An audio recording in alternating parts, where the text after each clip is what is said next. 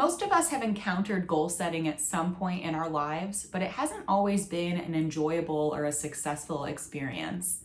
My name is Amanda Leibovitz, and I am a certified mental performance consultant, and I'm really excited to have the opportunity to share with you my unique approach to goal setting today. My approach is a little different from what you might have encountered in the past in a couple of ways.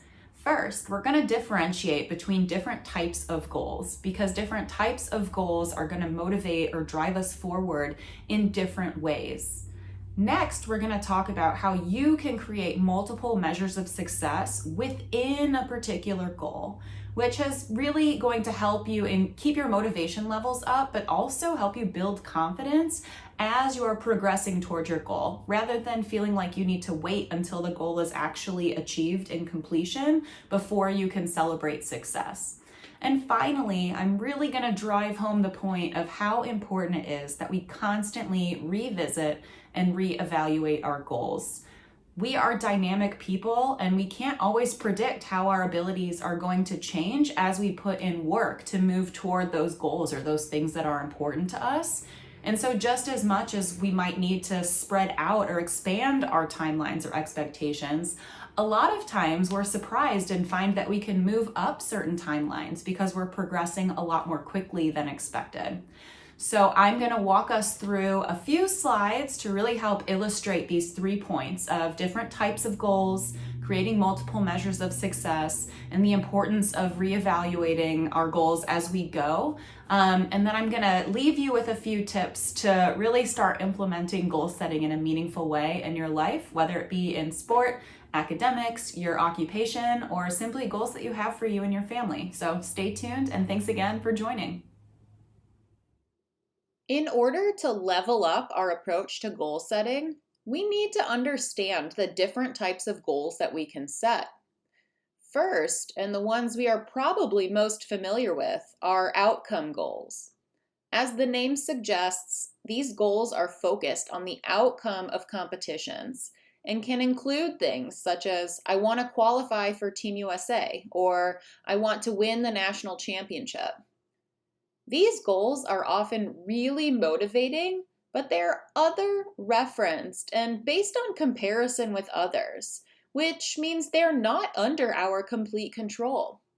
For example, we can have the best performance of our life and check all the boxes with what we wanted to achieve, but someone else may simply have a better day. This is where performance goals come in, which can be really big goals or very small goals that fuel our motivation for progress and mastery. So, instead of measuring success based on how we compare to other people, we are measuring progress against ourselves. These goals can include things like achieving a new personal record, losing 20 pounds, or becoming more consistent with sleep hygiene to improve recovery. With these goals, we have much more control over whether or not they are accomplished, since it doesn't matter how anyone else performs. Process goals are the small, daily actions that compound over time and serve as stepping stones that move us closer to our bigger goals. For example, if your goal is to lose 20 pounds, a process goal might be to cut out sugary sodas or to include a serving of vegetables at every meal. Importantly, process goals are essential when forming new habits or learning new skills because they create a roadmap to those bigger milestones and also help us celebrate our successes along the way. One way to establish multiple measures of success is to identify an overarching outcome or performance goal and then define sub goals within that bigger one. Using the pillars of performance as a framework to create many opportunities and measures of success can be quite helpful, especially when your goals are related to sport performance or other health and wellness activities. The physical component refers to the fitness required to meet the physical demands of your sport or activity, and the technical components are the skills you will need to meet your goals. Strategy refers to your ability to make a plan prior to competition, and tactics involve your decision making during competition. The mental components of your sport are what is needed to fully take advantage of your physical abilities and technical skills, as well as your ability to employ sound strategy and tactics to set yourself up for success. Finally, recovery and self care involves actions you can take for your physical, emotional, and mental well being. I encourage you to pause for a moment once this video is complete and see if you can break down one of your larger performance goals into these 5 categories to create multiple measures for success. This graphic really exemplifies the relationship between goal setting, confidence, and motivation. If you want to learn more about confidence and motivation, I encourage you to check out the other videos in this Wellness and Performance series, since one specifically addresses these topics. However, today we will talk about why including process goals and why breaking down our performance goals is so important. As we can see, setting a small goal that is challenging but achievable will lead to a small win, which in turn produces some motivation to continue working toward our bigger goal. When we have mastered that first small goal and have benefited from that small win, our new motivation will lead us to set a bigger goal, which leads to a bigger win and produces more motivation. And the cycle goes on and on and on as we achieve mastery and competence in multiple areas of our sport or general lives. The key here is to set small goals that are challenging but achievable.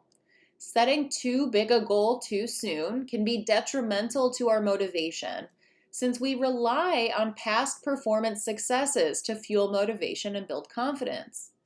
With no foundation upon which to stand, we run the risk of losing all motivation and confidence when our first encounter with a new sport or skill is failure.